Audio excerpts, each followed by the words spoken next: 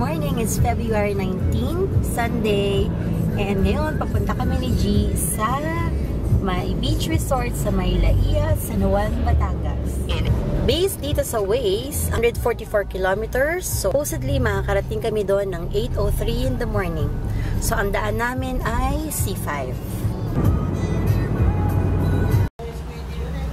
Hi! Andito muna kami sa Petron SLEX para magpagasolina. Ayan, sa katatapos lang ni G magbayad ng toll and the toll fee is 214 pesos. Ayan, yung diretso pa Batangas. Kami ngayon magsa San Jose, Ibaan. Ayan, so, itong toll na to ay 53 pesos. The third toll na. Okay, so we paid ecological fee and it's 20 pesos. Ito ba mababayad? Information? Dala kayong food? Wala. Feeling gusto niyo po yung mag-avail ng day tour package ho namin? Oo, yung 1,100. Yes. Stay at the pavilion or gusto niyo pong mag-rent ng... Gusto ko sa parasol. Bed parasol po. Sige po. So, mga bago ba usually yung mga linens sa bed? Oo naman po, malinis naman po. Okay, fill this out lang. Ito ilalagay yung ecological tickets. This is Virgo, so, walk-in day tour. Love! Parking daw tayo dun. So, tambay muna kami dito daw sa pavilion while prepare yung aming parasol.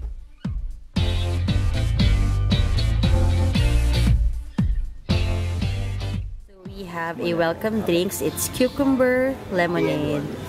Hi, so we paid 3,850 and that is for a day tour fee na 1,100 pesos per person. And this day tour is from 8 in the morning at 5 p.m. Inclusive na siya ng lunch, common facilities. Meron din kaming ni-rent na parasol at 1,650.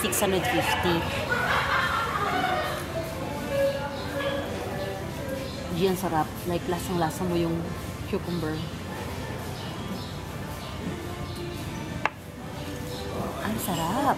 At ang kagandahan dito, meron din silang wifi. Ayan, so ito po itsura ng parasol.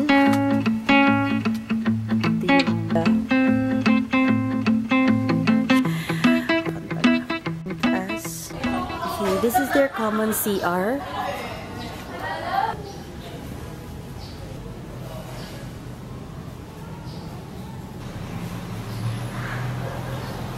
Okay, wala dun yung shower. Baka ito yun.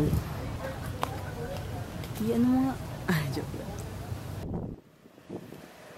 Ayan, so kinuha na namin yung mga gamit.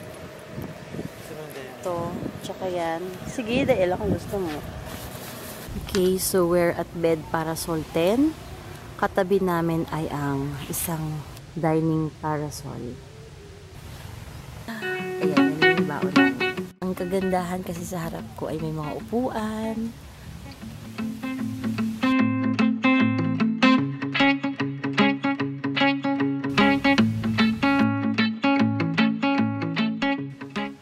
Notice, no, pakalat-kalat dito yung mga staff. Pero maganda kasi anytime may kailangan ka, pwede mo silang matanungan. Wait, tingnan mo. Meron na babanana boat. Isa pang nagbabanana boat. At yung nandun sa dulo, ang tawag yata dun ay parasailing. Then, I noticed na dun sa area na yon mas madami po ang tao. Sila yata yung mga picnickers. Ito yung mga kapag walang company outing na nag-rent dyan sa area na yan, pwede silang pumasok and you can only pay 300 pesos per person. Pwede ka magdala ng pwedeng i-barbecue, mag-higa-higa dito.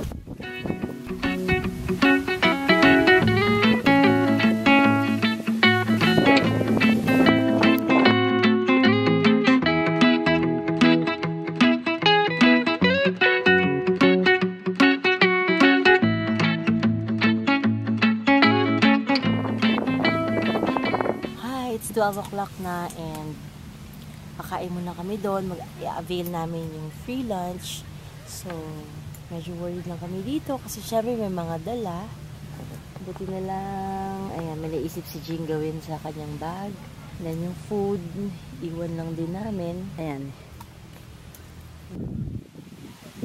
Ayan, so doon kami pupunta sa pavilion na yan. Ayan. So I think okay lang for me yung concept na pagdating mo dito, lalo kung overnight ka, is included na yung meals. Kasi parang nakakatamad naman kung ka pa yung mag-prepare ng meals. Ang sarap lang din naman yun na every meal ready na yung kakainin mo. Bagay nito. So, ito yung view dito sa aming hapagkainan. Salad.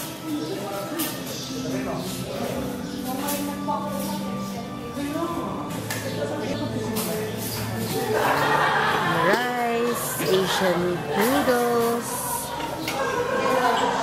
carrots, steamed fish fillet with ginger, leeks, and soy sauce, crispy fried chicken, roast belly.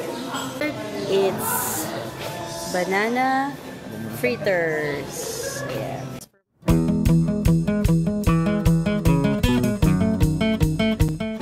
I'm enjoying my food. Ang sarap ng food. And at 2 o'clock, nag-request ako ng masahista. Only 300 pesos. Ang bongga si ate, 145 pa lang. Andito na agad para i-massage ako. Sobrang great talaga dito. Ayan. So, we have decided na mag-upgrade na. Andito na mag-spend ng night. So, we will just pay around 1,300 plus. And kasama na yun yung dinner mamaya and yung breakfast tomorrow. So, puntahan muna namin at mag-upgrade via credit card pa rin. Hi! Massage time! And, it's only 300 pesos. At pwede ka na magpamassage. After nito, I'm gonna sleep na. And hi! It's 5:31 in the afternoon. So, after the massage, nakatulog na ako. And actually, pagdating ko dito, tingnan mo, may ginawa sila sa, ayan, bonggang-bongga. Nilagyan nila naglagay din sila ng electric fan. Kailan di pa nagana ngayon yung extension wire. Anyway, pag dito ka mag-overnight, meron kang free towel, bath soap, ayan, shampoo with conditioner. Okay, ang time ng sunset today is 6:01 p.m. Kaya pa, wala pa siya. Kasi 5:37 pa lang. Ay, hinahabol ko yung sunset. Ayun, andun yung sunset.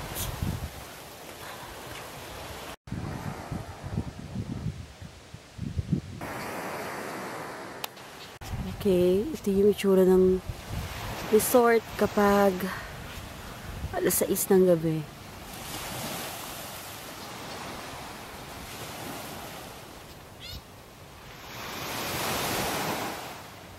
And as usual, sina kuya in yellow. They see to it na laging orderly ang place. Hi, it's time for dinner. Ano ko? I'll have pan-fried fish fillet. Hi, ito yung appetizer.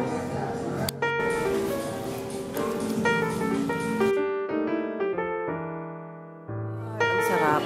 Next na sinerve nila is this soup. Here's the food of G. Now is for my main course.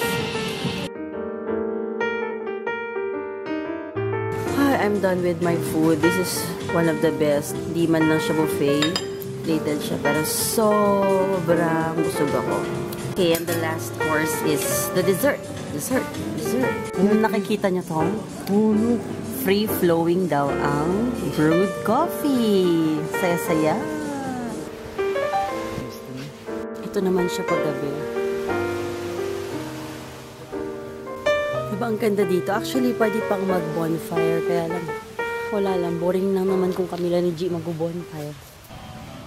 Hi! Katatapos ko lang maligo. Kasi nga, ang oily-oily ng hair ko dun sa massage. Anyway, dun ako naligo sa common CR nila.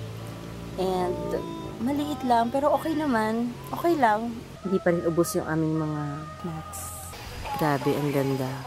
Di pa kami inaantok. Pasyal-pasyal muna kami. Di naman kita. Padiin kita, G. So, this is the cabana. Look ko. May swing pa. Aroy. Agoy, agoy, agoy. Agoy, agoy, agoy. Ha? Sige. This is for the guests daw. Kung gusto ng guests ng water.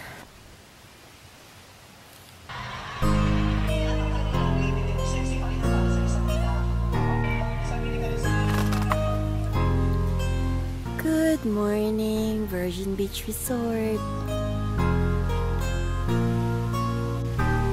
Kami lang po ang nag-overnight dito ngayon.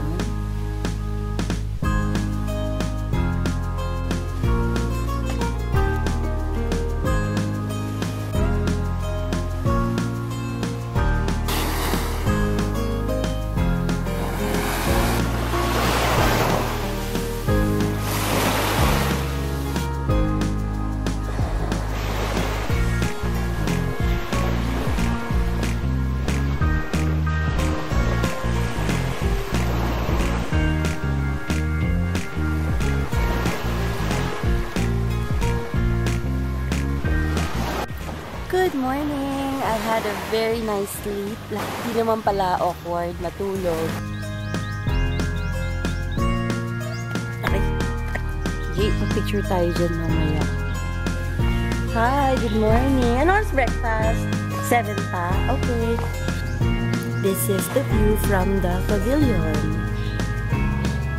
Ang daming pwedeng ma-accommodate dito.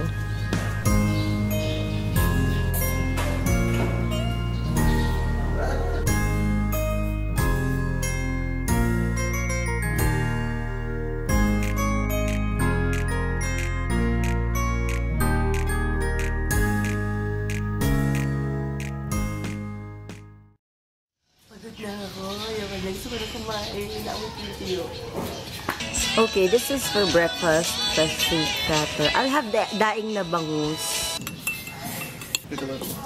For breakfast, we have fresh fruit platter. Here's mine. Hello, this is swimming po. Lagay-lagay.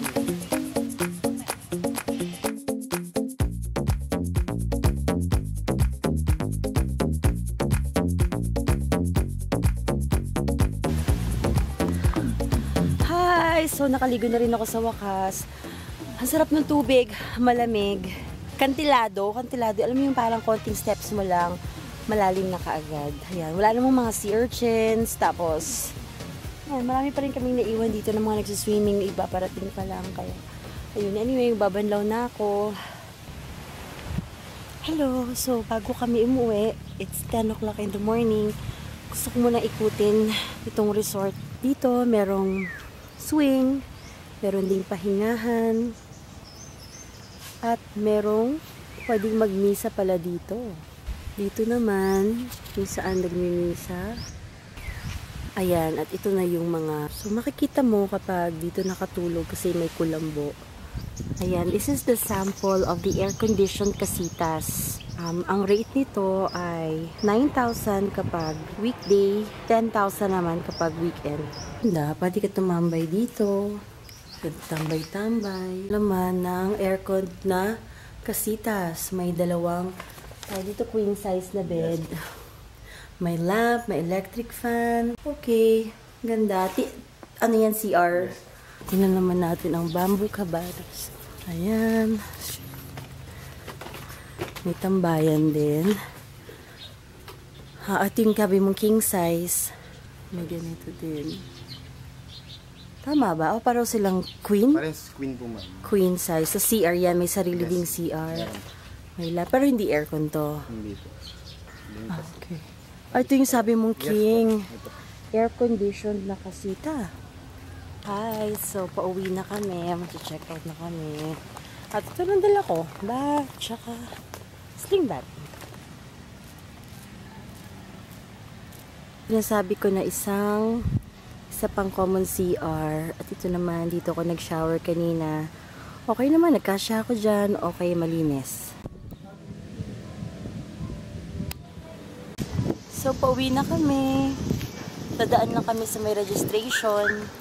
And then, balik na ng Manila. Thank you, Virgin Beach Resort. Ang ganda na experience namin dito. At kayo din. Sana makapunta kayo dito.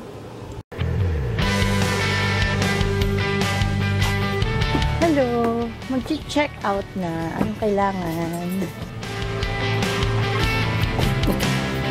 Balik na kami Manila. And it's gonna take 3 hours, 142 kilometers. So,